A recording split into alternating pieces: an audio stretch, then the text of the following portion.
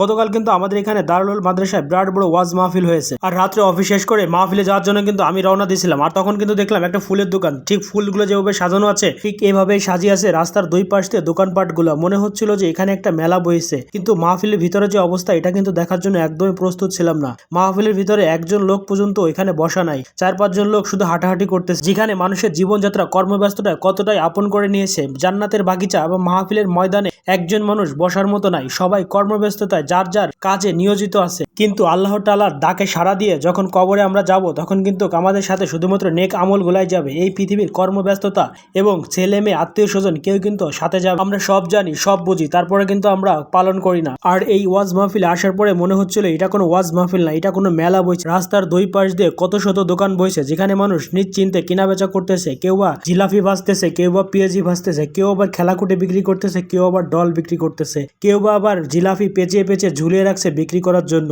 কেউ বা আবার অপেক্ষা করছে খদ্দেরের জন্য, কখন খদ্দের আসবে, কখন তার জিনিসপত্র বিক্রি করা হবে। কিন্তু এখানে যে একটা ওয়াজ মাহফিল হচ্ছে, কেউ ওয়াজ মাহফিলে যাওয়ার কোনো নামই নাই। এখানে মেলাতে যতগুলো লোক হয়েছে ওয়াজ মাহফিলে তার অর্ধেকের অর্ধেক লোকও নাই। এটাই হচ্ছে আমাদের বর্তমান জামানা।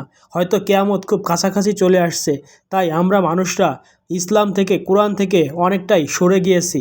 কিয়ামত খুব নিকটে এটা বুঝতে পারতেছি। এখানে আবার কিছু আপুরা কেনাকাটায় অনেকটাই ব্যস্ত আছে, তাদের কিছু না বলে একটু পাশ কাটিয়ে চলে গেলাম সামনের দিকে।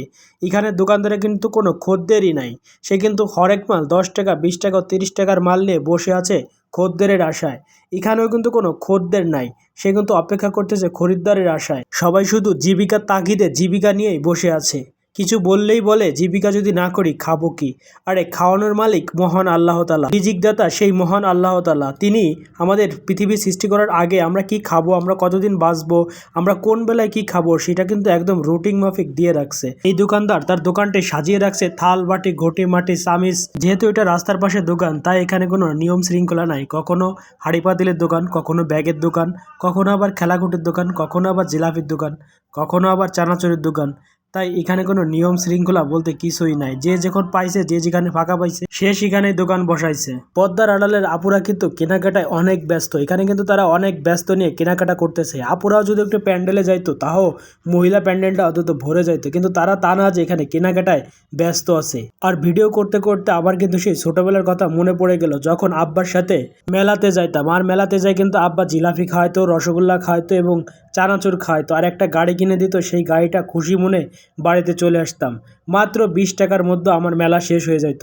আর এখন প্রতি মাসে হাজার হাজার টাকা ইনকাম করি, তারপরে কিন্তু সেই ছোটবেলার যে আনন্দটা, সেই আনন্দটা কিন্তু এখন পাই না। জীবন কতটা বিচিত্রময়, আশা আকাঙ্ক্ষা একটা সময় পরে চেঞ্জ হয়ে যায়। ছোটবেলায় ভাবতাম 10 টাকা হলেই মনে হয় আমার সারা মাস চলে যেত, আর এখন 10,000 20,000 30,000 ইনকাম করলেও সারা মাস যেতে চায় না। মাহফিলের প্যান্ডেলে লোক থাকুক বা না থাকুক, মেলাতে কি নাই বলেন তো। এখানে কিন্তু বড় বড় যে গরু ঘোড়া গাড়িগুলা সেগুলোও কিন্তু আসছে।